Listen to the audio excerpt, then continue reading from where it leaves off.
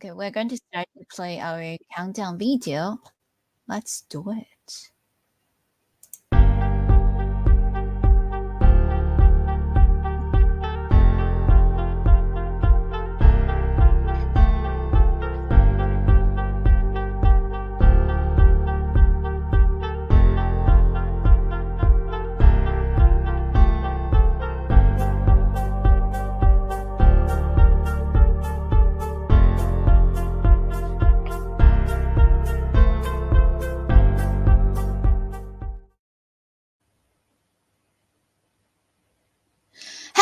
Hello everyone, GMG, and welcome to our lecture across different social media platforms. This is definitely a very productive Saturday morning. This is actually already my third AMA session for the day. And this is like 11 a.m. over here at our East Coast America over here. And well, today we're very glad to invite several speakers from different project teams, and we're going to talk about this is a quite interesting topic, right? We're going to talk about SPL-404. For some audience, you might familiar with these concepts, and for others, you might want to say, what exactly is that, right? And no worries, today we're going to cover everything for you. And I also wanted to let everyone know that we are streaming across different social media platforms. Let me check how many platforms we are at.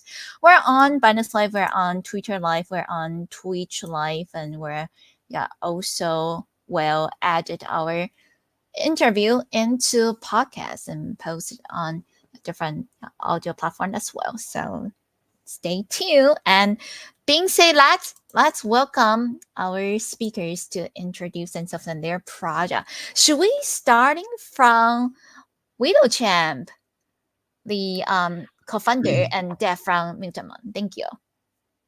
Yeah. Hello. Nice to be with you guys this morning. Weedle Champ, the founder of Mutamon, the first SPL-404 project on Solana.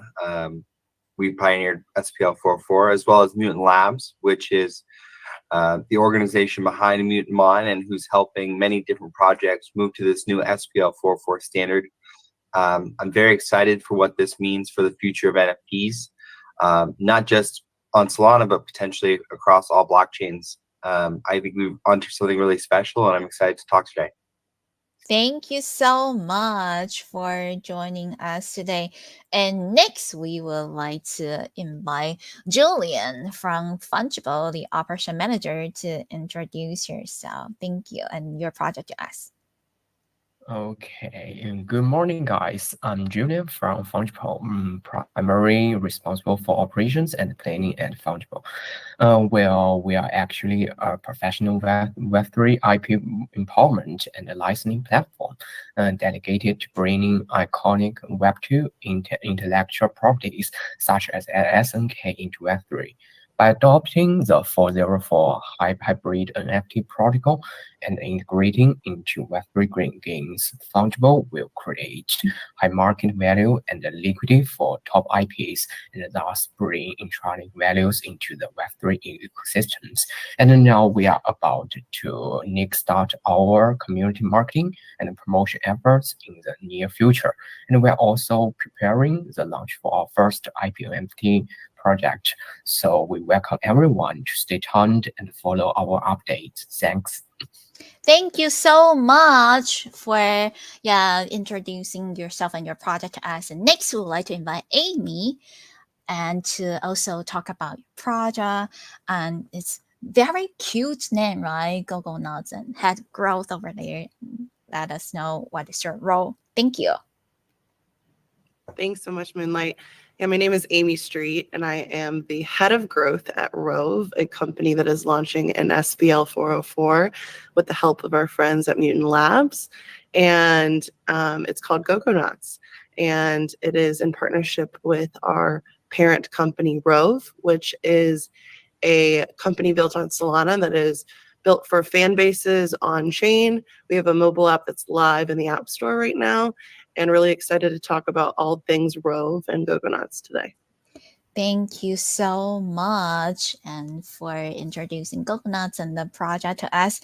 Next, we are going to go over to our project discussion. We're going to talk about the future of NFTs with SPL-404, and if you would like to talk about what exactly is SPL-404 protocol and how could it redefine liquidity, ownership, and utility in the empty space, feel free to open your mic, because I really want today's space to be a more free chat, so that we could have a more natural discussion. Thank you. Yeah, awesome. So I'll go ahead and get started. So SPL-404 is something we've pioneered with MutantMon, and it took some inspiration from what happened on Ethereum, so ERC-404, which is where we get the 404 part of our name. And we also took inspiration from what was happening with hybrid DeFi here on Solana, with T22 and standards like that some of our viewers may be familiar with. Essentially what we have is we have a NFT collection that is pegged to a certain amount of tokens, a certain ratio. So for example, with MutantMon, one Gen 1 MutantMon is worth 10,000 tokens. So you could trade to tokens, and then you could trade back and forth from tokens back to an NFT. What we've innovated here is not only having a generative collection on the NFT side that's swappable for the tokens, right, which provides liquidity, but we also were able to gamify the whole system. The way we've done that is we've added a small fee between when people transfer from tokens to the NFT. What that fee allows us to do is experiment with the rarities, right, on the NFT side. So at this very moment, you can re-roll or re-mint your MutantMon, going back and forth between NFTs and tokens. And every time you do, you're going to get a new image, new MutantMon, new stats. You have an opportunity to get extremely rare MutantMon to this day. And we think this is a much better system than fractionalization, which has been tried before, because generally with fractionalization, you only see the worst NFTs in a collection end up in the escrow pool. And it really limits how exciting it is for people to move back and forth between tokens and NFTs. Additionally, what this allows us to do is it allows our collection to be deflationary. So that small fee that we charge swapping, the way we've broken that fee up is half of it goes to our treasury and half of it gets burned. The fee is collected in our native token Mutant. And so at current time, we've burned 3.1% of all the token supply. So there's a lot of benefits to this. And a lot of knock-on effects that ultimately prove to be much more sustainable than the old NFT model, which is something that we've seen struggle for a while now. So this is kind of why we've been, naming it NFTs 2.0, because we really think this is the opportunity to bring NFTs back and make them fun again. Thank you so much, for the information shared with us. And how about Julian and Amy? Would you also like to add additional information regarding your understanding on SPL-404? Thank you. Yeah, I'll chime in. So I've been an advisor and working in the NFT space and just also like a collector, a trader for quite some time. And I think everyone who has participated in the NFT ecosystem has realized that there's been systems that have been broken for quite a while. And that when we saw the hype cycle of 2021 and we saw the hype cycle in 2022, there was lots of things that kind of came up. And what SPL-404s comes in to do is solve essentially all of those problems. So problems with distribution, problems with rarity, problems with growth and scalability, problems with the ability to market in different ways, just an assortment of different problems. And I'm sure that we'll probably go over how some of those are solved with SPL-404s. But I think that everyone has been eager to see NFTs come back because it is a very fun trading vehicle, and it is a fun ecosystem to participate in even as just a collector. So hoping to help people better understand how we believe, and I think that we kind of know that this is the next wave of NFTs. Thank you so much, Amy, for the additional information. And how about Julian? Would you also like to share your input on this topic? Thank you. Yeah, about this, I mainly focus on the ownership side.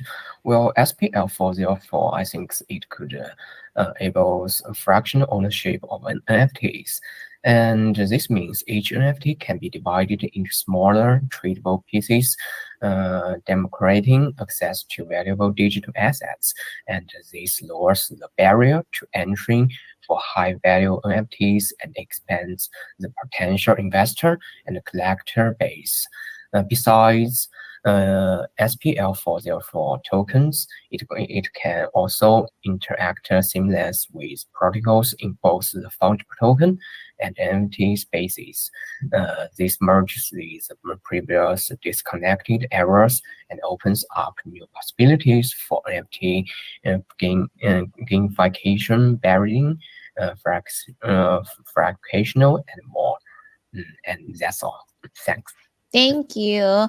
Okay, and next we would like to also talk about our additional topic, because hybrid, the topic's hybrid DeFi and NFTs. So let's talk about the intersection of decentralization finance at DeFi, right, and NFT through SPL-404, and focus on how it can bring new distribution and utility models. Of course, this question, I still would like to send it to Widow Kim from Butamon to start. Thank you.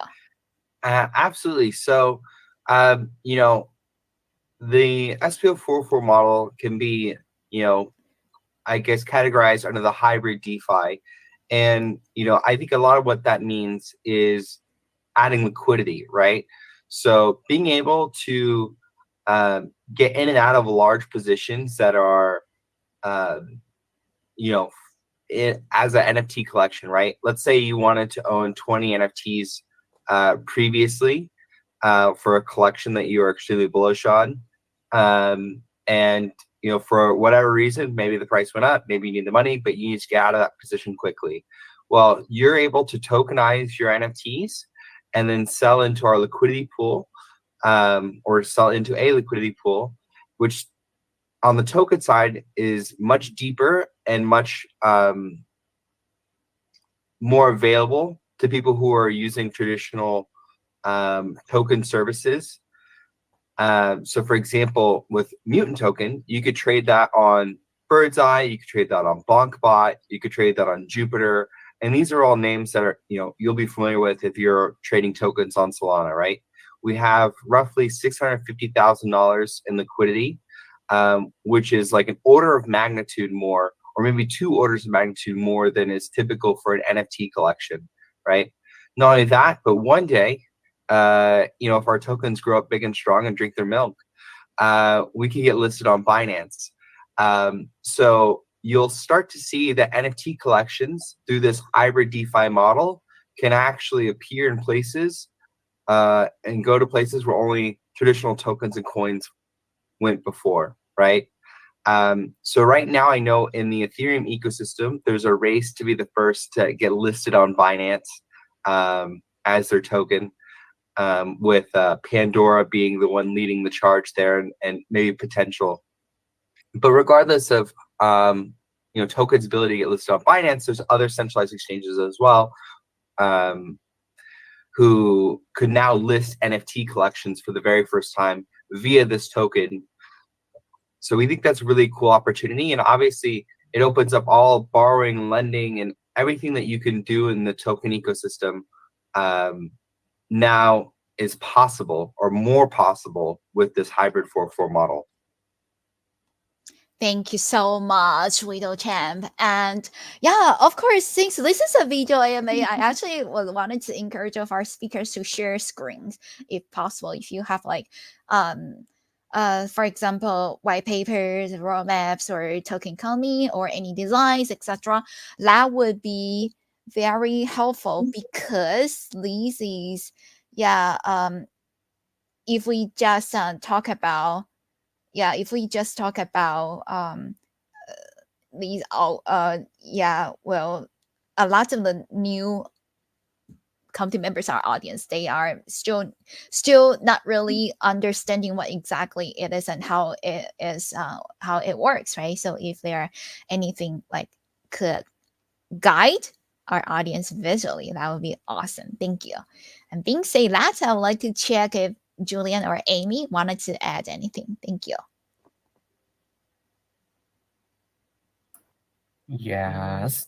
And as for me, because I have been involved in some unidentified projects for a while, so I like to share some of my thoughts. Well, there was actually a period of unidentified craze before, but it did not last long due to inefficient liquidity and the arrival of a bear market. Well, however, this time it coincides with the bull market, and the market reserves are abundant. Copied with the technological innovation of 404, there is no doubt that it will contribute to resurgence of NFTs. Well, from a theoretical perspective, 404 focuses on addressing the liquidity and the pricing issues of NFTs. In terms of the liquidities, the seamless interchangeability between NFTs and tokens means that more DeFi modes can be embedded as a value chain one set, including basic leading protocols, liquidity staking, and even the recently popular receiving modules. Well, however, what I found more curious is the resolution of NFT pricing and valuation. In past NFT projects, a significant portion of the protocols built to effectively slice and value the entire NFT, leading to pricing insufficiency and the collapse of the entire economic systems. But under the 404 protocol, the valuation of NFTs and fractionalized NFTs is more accumulatively measured, providing a solid foundation for the financial aspect. Well, although it is currently challenging to balance the security and liquidity of entities in the market, but I still believe that more protocols and derivative projects will emerge to provide precise valuation and pricing for NFTs. So we can expect the emergence of more underlying infrastructures for NFT. Thanks. Thank you, Julian, for all the information shared with us. And how about Amy? Do you want to talk about hybrid DeFi and NFTs? Thank you. Yeah, so I think that one of the cool things about hybrid DeFi and this new way of gamifying NFTs is that it leans into the fact that in crypto and in NFTs and just the Web3 space in general, that the space is pretty cyclical. And so we see there being phases where tokens are the meta. That's what everyone is talking about. That's what everyone is trading. Everyone's attention is on tokens. And then we'll see NFTs come back. And when you are a hybrid NFT, you get to capitalize on both of those metas. And if you're an owner of a hybrid NFT, you're going to benefit from two different hype cycles, which is a cooler proposition for a collector or a trader. So I think that that's just like from a really like base level topical stance. And then when you kind of get into the weeds of it, it is just, I think that what Weedlechamp said about the ability to reach a greater audience through centralized exchanges and just generally from holders. I think that when we're talking about the growth of IP, when we're talking about the growth of an NFT project, the ability to have more people that can participate in your ecosystem is ideal. And when you have a NFT collection that's capped at that 10,000 mark or whatever below that, you have a ceiling on your project. And when you have a token associated with it that is tethered to your NFT project, you can now have that fractionalized ownership, but it's still tethered to that core collection. So you have the buy-in, and it's the same synergistic circle of holders, of people who are bullish on the same collection, and it's all going to the same greater goal. So I think that those are two like really big things that should be noted when you're getting to know hybrid NFTs and their why. And I'd like to add two more additional points, and I think those are great points that you guys made, Julie and Amy. One is SPL-404 is a protocol, and we invented it with the idea that it would benefit NFT collections first and foremost, solve a lot of problems that we've been seeing in the NFT space. However, it's also equally applicable, and through some partnerships, announced and unannounced, for meme coins or tokens or projects that started their life as a token and already exist, and now they want to add in an additional cultural layer, an additional layer of identity in gamification to their meme coin and token. This is going to be a really, really fun space to watch. Before, let's say you were a big owner of WIF or Bonk or any one of the many, many meme coins that are out there, it's hard to associate your position in that coin with your identity, right? It's hard to rep it on Twitter, for example. If you had an NFT that represented some large amount, let's say 1 billion Bonk, right? Now that's the NFT for a Bonk billionaire, and it represents 1 billion Bonk tokens, and people understand that, okay, like this is what he's bullish on, this is his sort of identity. So we think that's like really, really interesting, and that's something that you'll be seeing a lot of in the Solana space. Additionally, I want to say that this really changes the way that a traditional NFT collector would hold their position. So I'm going to take a very popular NFT project and make an example. So DGen Ape Academy is an OG project that everybody's loved.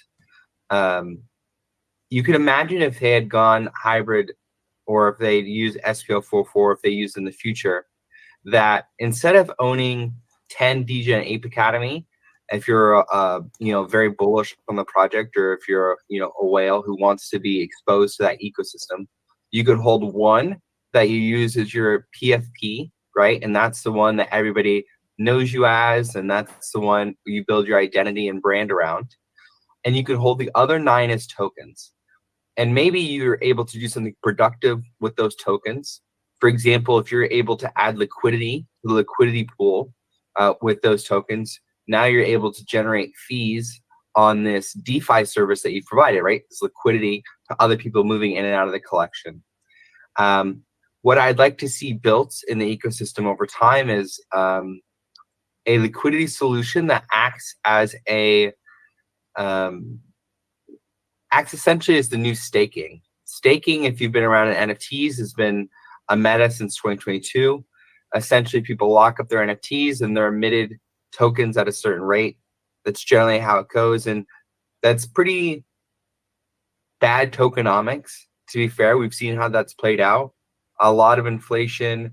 Project founders find it difficult to keep up with the expanding supply of their token. And because of the inflationary pressure, tokens tend to move downwards in price, right? Simple supply, demand, and how that affects price. Supply goes up and the demand remains the same, price goes down. With this ecosystem, you could have a stable and or deflationary token supply. But through adding liquidity, you can potentially get more exposure to that token that you have. So there's a DeFi project on Solana called Goose FX, where essentially you're able to lock up your tokens. Let's say it's Bonk token, and get more Bonk tokens out, right? And the way that's generated is through LP fees, right? And so I think there's a big opportunity actually in this lane.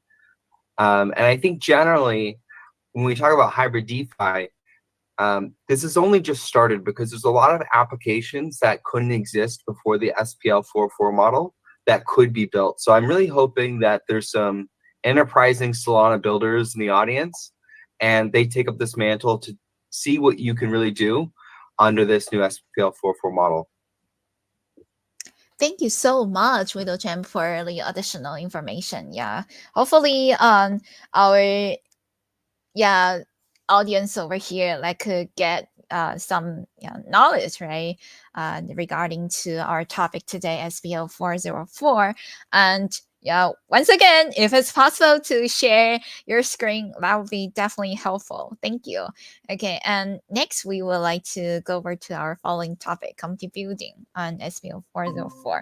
Are there any strategies that your project implementing for building your community and SPL-404, especially to, I would not normally say, as I would say, probably inform your community members what this is and how could people participate and why we need to value it. Thank you. And of course, Widow Champ, I see that. Is this a screen? Yes, since that you are sharing, would you mind letting us know more details about that? Thank you. Yeah, I'll go ahead. I know I just talked for a while, but yeah. So with MutantMon, this is how it works. And this is actually a pretty good guide to how almost all SPL-404s will work, right? So you can see the two yellow bubbles of MutantMon NFTs and mutant tokens, right?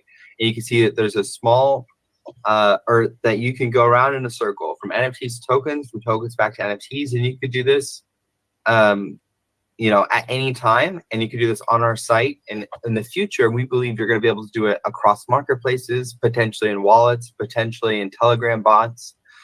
We think this sort of SPL-404 swap is going to get widespread adoption, right? It highlights some things you could do with either your NFTs or your tokens, and it shows where fees are collected for us as a project. And I think that's really important to highlight too, is traditionally, with most NFT projects, you have two ways to make money. You either sell NFTs, right? You mint NFTs to your community, or you collect royalty revenue on secondary sales of your NFT. This unlocks a few more ways for a project to generate revenue and also be sustainable, right? Because we've lived through an era of a lot of NFT rugs, a lot of early promise, but unstable economics backing projects. With SPL-404, you're now able to charge small fees on the swap, right? So that's that swap tax. And what that allows you to do too is ensure that there's not rarity inflation and really manage what that gamified system, what that essentially a loot box looks like for your community. Additionally, as a project, you should be maintaining an LP, and so you're able to generate LP fees. I'll say at this point, MutantMon is generating LP fees that are roughly equivalent to what we'd have seen as far as NFT royalties. If we had a modest NFT royalty, and additionally a transfer tax. So essentially, this acts as a royalty on the token side of things. So that's something that's programmable in Solana. Then we think it's very interesting as well. So now you've moved from 2 ways for projects to make money to 5. And I think that's also one of the big benefits to founders and projects, and why this new standard is going to see adoption is because it does allow your project to be more sustainable and drive revenue in these different ways. And as far as MutantMon and what we're doing and how we're going to grow, essentially, we live and breathe to spread the gospel of SPL-404 and NFTs 2.0. Our MutantMon is just the first example to kind of show people what's possible, showcase the tech, Mutant themselves are game assets, so you'll notice when you re-roll them that they have different stats, and they even have different color variations. And all this is going to play and culminate in a Telegram game where you could battle your mutant mon against each other. We think it's really fun. And yeah, essentially, mutant mon is kind of a bet on SPL-404 gaining adoption through Solana. So if you're bullish on SPL-404, my hope would be you're bullish on Mutant Mon, the first SPL-404, and again with Mutant Labs pioneering and putting out the tech far and wide for other projects to utilize. Thank you so much, with the Champ, for also sharing these picture with us and regarding about the topic, right? And I would like to check if Julian or Amy wanted to add additional information to these strategies, right, from your project, and how do you introducing SPL-404 to your community, and also how or overall strategies for building your communities from scratch. Thank you.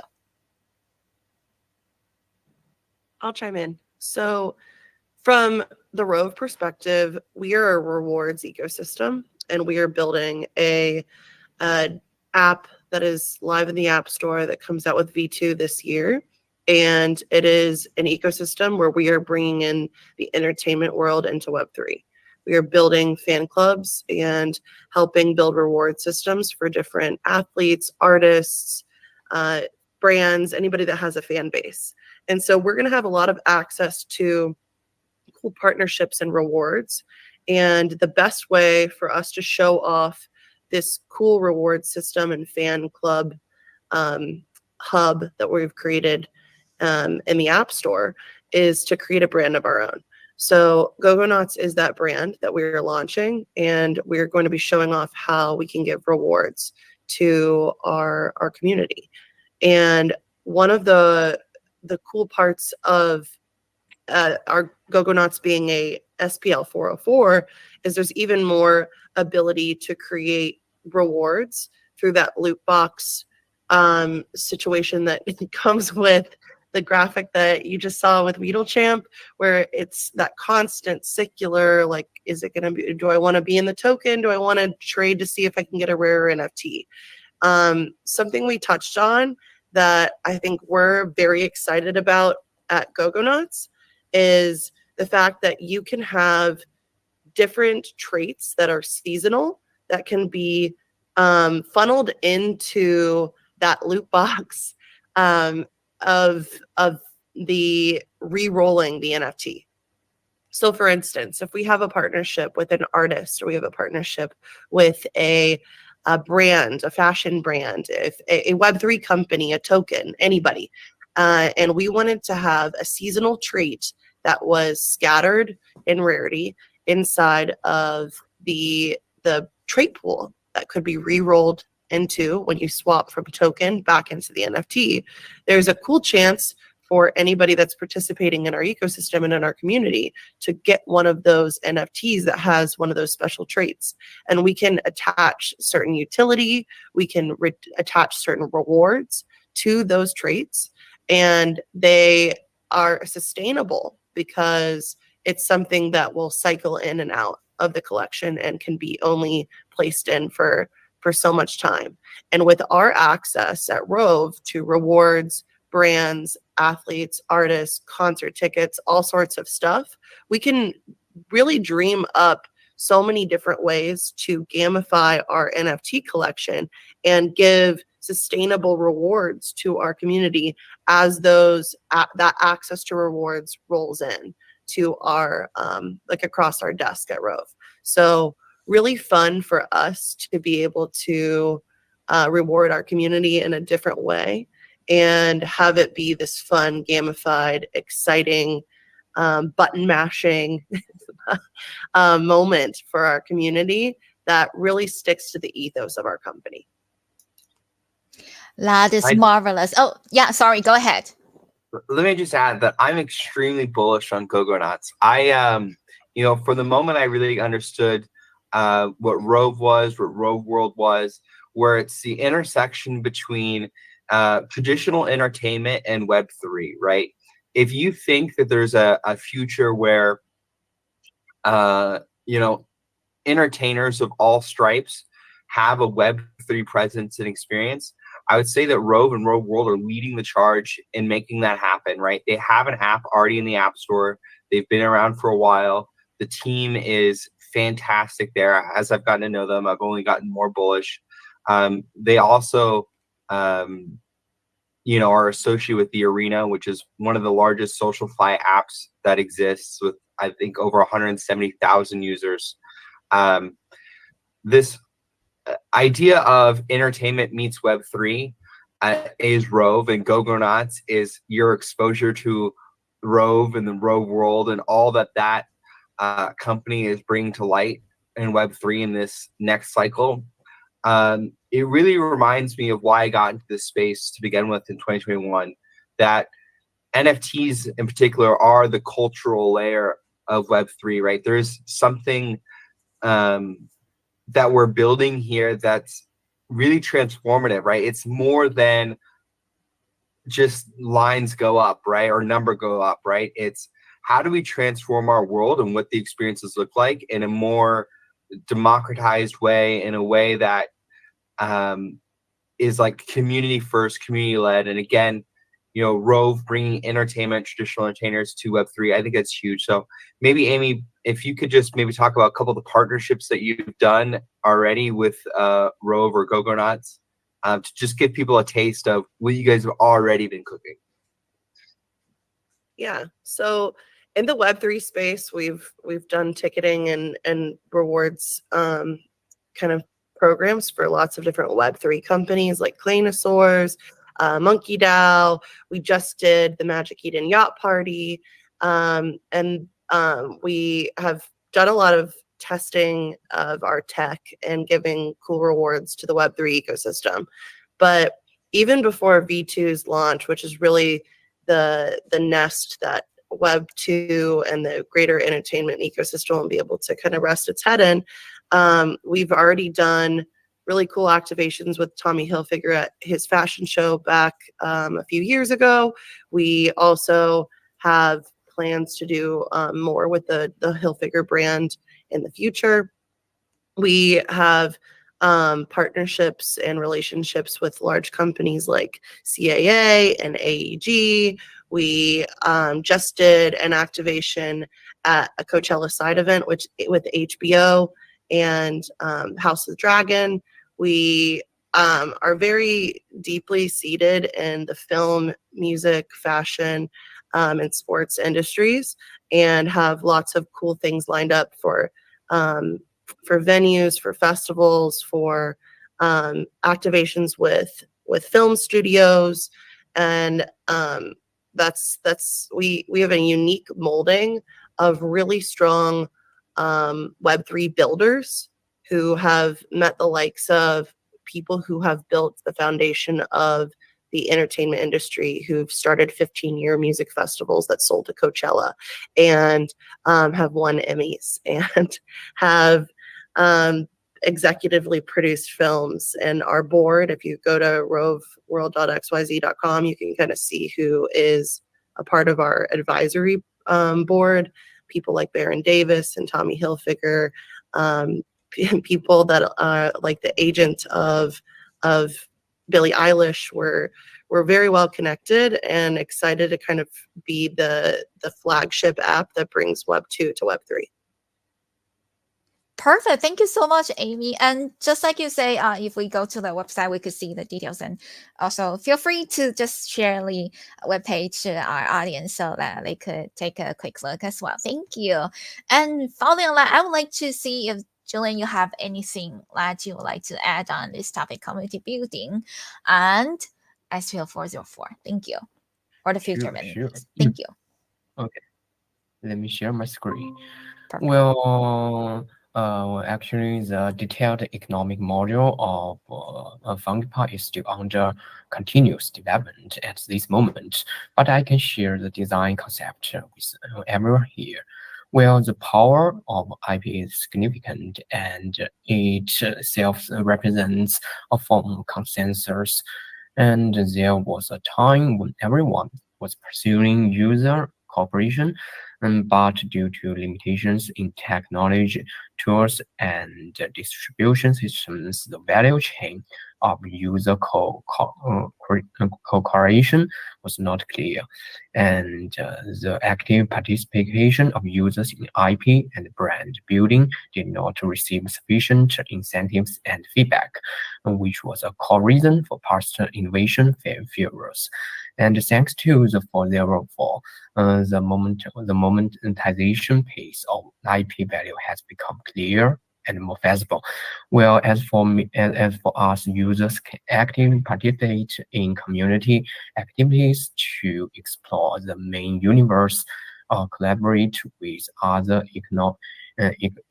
ecological projects using their own IP NFTs.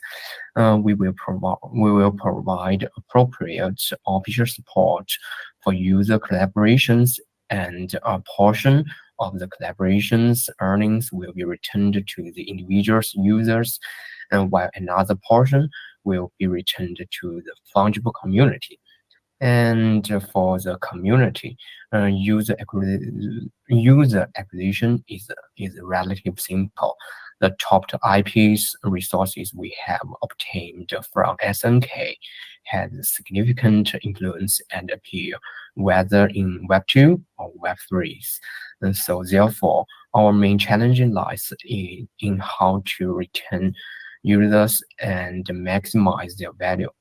And what we are considering is how to convert economic liquidity into incentives for user loyalty. We have created an open and diverse metaverse where we are responsible for setting up the beginning of the story. The subsequent development is in the hand of the users. We integrate the story with community, whether it's through a ranking system, a task system, or even every activity. All of them are closely related to our world's storyline, and in every space or AMA we participate in every corresponding partner. We will set a small corresponding story plot for them in the world storyline. And being part of our community means being part of fungible stories. And that's our margin. Thanks. Thank you so much for the additional information shared with us, Julian. And let's go over to our following topic. And just like earlier that we mentioned today, right, to our audience, we are kind of like doing a SPL-404 101 lesson today, right? Let's talk about very important thing, the money. Innovations in tokenization, and we would like to learn from each of your project. How do you design your token economy, and also if you wanted to share with us what's the connection between the tokens and your NFT collections with us, that would be great. And first we're going to go over to Widow Jam from Mutenman. Thank you.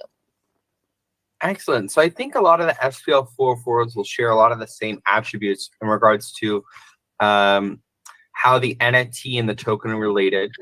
So what we've seen with Mutemon is that the prices always stay pegged to each other, right? And that makes sense because there's always that interplay where you could change one to the other for a fixed amount. So that does create arbitrage opportunities, right? Let's say the NFT gets bid up, and so now the token's down here, and so now people are encouraged to buy the token to swap to the NFT, right? Or let's say vice versa, the token price kind of drifts higher than the NFT price, so people are now encouraged to buy the NFTs to swap them into tokens, right? Generally, we've seen less than $20 of arbitrage opportunity, but we are seeing some small arbitrage opportunities between the NFTs and the tokens, but they stay relatively behaved, and they do tend to follow each other almost exactly. Now that'll obviously change depending on the fee that's charged to swap between the two. But we really think this model you don't have to manage it, right? That's a question that a lot of projects come to us with, is like, how do we manage the pricing of the token or the NFT, if those become out of line? And good thing is markets try to be efficient, at least somewhat. So if the gap ever gets too large, people are, will be incentivized to do the swap and to make the trade themselves and to collect that arbitrage.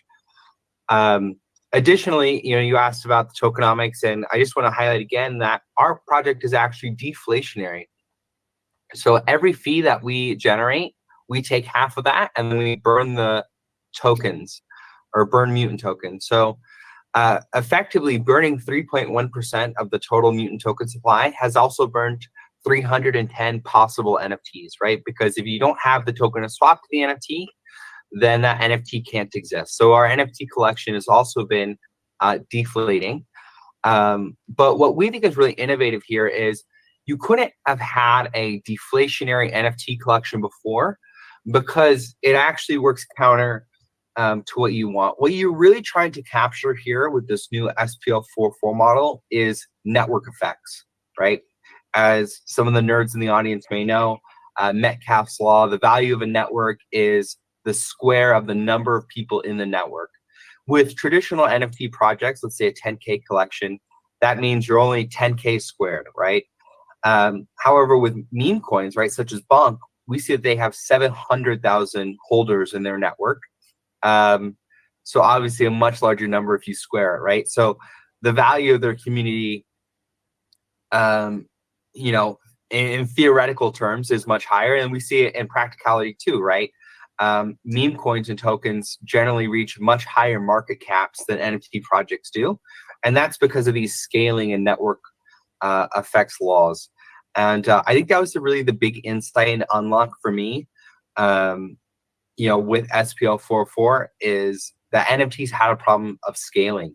Now, what you can do in this new model, though, is, while I said again that our NFT collection is deflationary, our Gen 1 NFT collection is deflationary, we've now unlocked an opportunity to increase the number of NFTs through having a second collection that's pegged to a lower token price. So you can imagine that you could swap to a Gen 1 NFT for 10,000 tokens, or you could swap to a Gen 2 NFT for 1,000 tokens. And now, through releasing this Gen 2 collection, we could have 100,000 possible NFTs over just the 10,000 that are possible now with the token supply, the original token supply.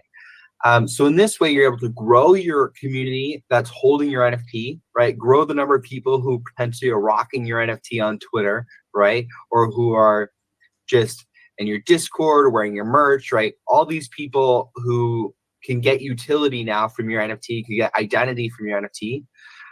You're able to grow that number while reducing the number of tokens that they're backed by, so that nobody gets diluted, right? The people who own a Gen 1 NFT will actually be excited that we're releasing a Gen 2 at a lower peg, because what that will do is that will actually deflate our collection more and deflate the token supply more, of which they own this pegged asset.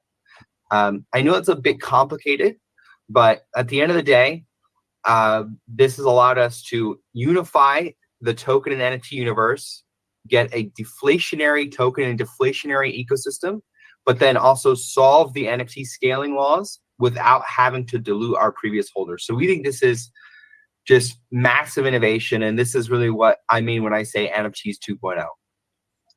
Got it. Very interesting, right? It's the future of NFTs. And how about Amy and Julian? Would you like to add additional information on this topic, NFTs and tokenomics, especially focused on SPL-404? Thank you. Let me check over here. Yeah, or maybe just talk about a more general topic regarding to your project's token economy. How do you how does the team design it, etc.? So we haven't released our information about our token yet, but happy to high level, we're working really closely with Mutant Labs, Mutant Mod. the parent company, Mutant Labs, that launched the company, is helping partner to assist many of us to release our SPL-404 collections. We're launching with them, and essentially we're modeling a lot of what we're doing after their project, as they're the kind of the parent project of SPL-404s on Solana, but we definitely have our own like unique take on how we're approaching things, because we're not a game, we're not some of these different things that they are factoring into their tokenomics, and so we that's just not something we've released yet. I have a thought, right? So as Amy said, we have like a GameFi project where our assets are meant to be used in a game in the future. They have a PFP project, right, which has different flavor to it. And one of the things I'll say is that the system is an engine that's, if you moving people between the token and the NFT, that's a sustainable engine for a project. And maybe, Amy, you could touch on how the traits and seasonality and seasonal traits kind of like power that whole ecosystem, right? And how you could really manage incentives. Sure.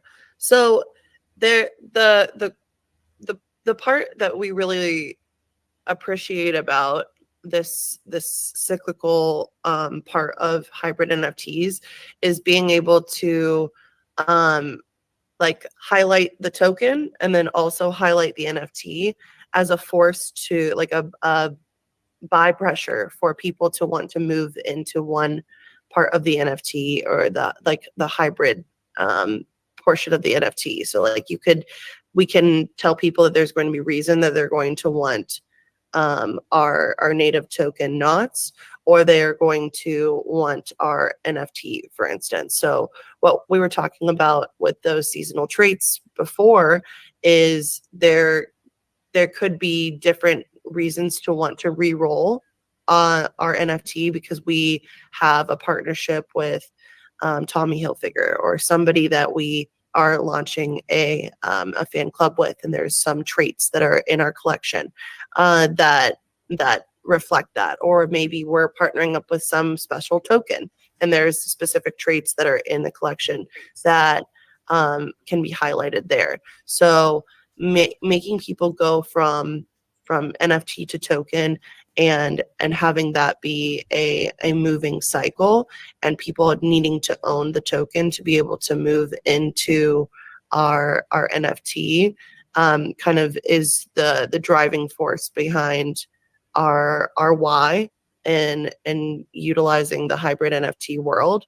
And there's going to be other utility for the token itself that just hasn't been released yet. So exciting things to come with that, but just we're very early stages with marketing and all that kind of stuff for Gogonuts, so just bear with us. And if you want more information, I'm happy to direct you guys to the Twitter, where you guys are going to be able to learn more, and in our Discord as well. Well, actually, thank you for revealing all the information that you could to share with us. And I certainly understand that, it's not always the perfect timing, right, to release a certain type of information earlier, right? So thank you, Amy. And let's check, Julian, do you wanted to add on anything regarding on this topic? Thank you. Yes, our situation is as early as Amy's, and we don't have more details about our economic module because it's still on the development. But as for me once said, in the tokenomic, the IPO will users could actively participate in community activities to explore the main universe and collaborate with the economic projects, and using their own IP NFTs. And in that case, we will exploring the implementation of token buyback and burn machines within user IP collaborations, while also expanding the range of applications for the NFTs so that it's a good way to make it more sufficient. But for more information, or perhaps we will release them in the future on our Twitters. Thanks. Thank you so much, Julian. And once again, appreciate that all of you for joining us today. Yeah, it's been a very nice hour, right? Talking about these quite new topic to a lot of our community members. And I see that our live session is also featured on the front page of Binance Live. So thank you so much, everyone, for supporting us, because like every day there are like a ton of shows right over here, and just kind of like a Web3 YouTube, right? And yeah, a lot of the great events are ongoing over here. And thank you all for joining us, and thank you, Binance, for featuring us on the front page. So shout out to all of our builders in the space, no matter bull or bear, right? Whatever the market situation, we're over here and bring a lot of knowledge to you. And also, once again, shout out to Widow Champ from Mutamon and Julian from Fungible, as well as Amy from Google Nuts. And we wish that you could come back again when your project has more updates and wanted to share with the audience. Thank you. Thank you so much. Please, check us out on mutantmon.com. Follow our Twitter. Follow Amy Street's Twitter. Follow Gogonauts Twitter. Follow Fungible.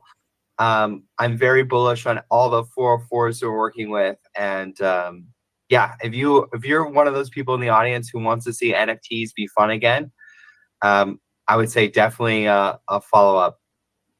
Perfect. Thank you.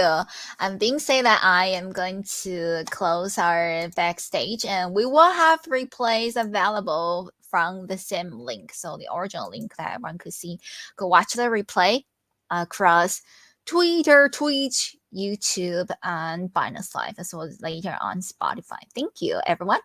Have a great rest of the weekend. See you. Bye. Bye. I see you. Okay, dokie, friends. The time is about around noon, and right now it's great moment, right, for us to refresh a lot of the information that we have learned about today. And once again, shout out to our guest speakers for joining us on a weekend morning.